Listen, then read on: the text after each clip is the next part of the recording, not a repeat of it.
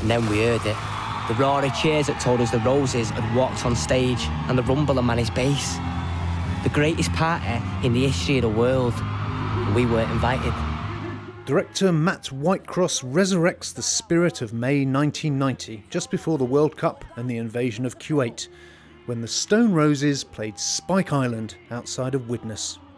For those who went, it was the UK's answer to Woodstock, with added smokestacks, chemicals and fishing hats.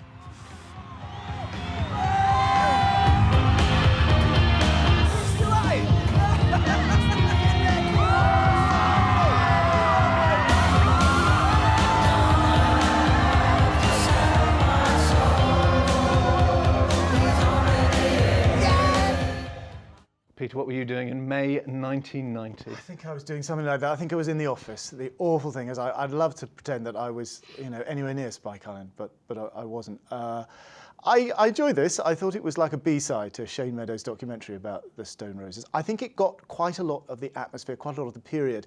I'm very interested now in the 90s. It's interesting to have the 90s enjoying a slight resurgence, I think, a kind of pre-Blair 90s, in the golden age of John Major and Virginia Bottomley, that 90s.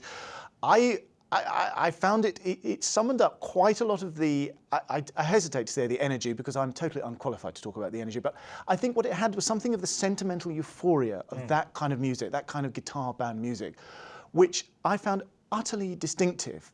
That sort of, I don't know, tear-jerking music, very emotional, but very, very of its time. And I think working class yearning. Yes, a real yearning, but not sad either. Kind of happy in a weird way.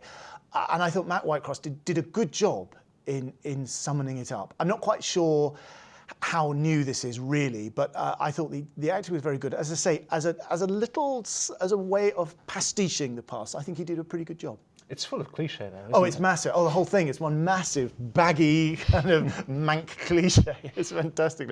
Although I did like the idea when they were in Widnes that they were suddenly, they weren't in Manchester anymore, they weren't in Kansas anymore, they were in Merseyside, and suddenly they are, this isn't considering these are their people, they find themselves in a foreign country. They found themselves with Scousers. They can't make out what they're saying.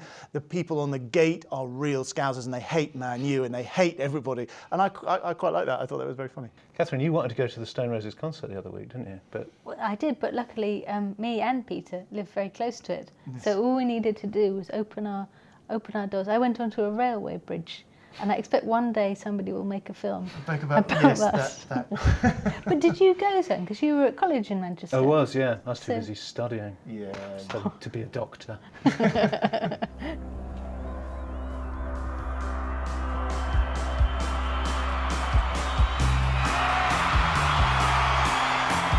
happening? The wind's changed direction. Fuck me! Get on now!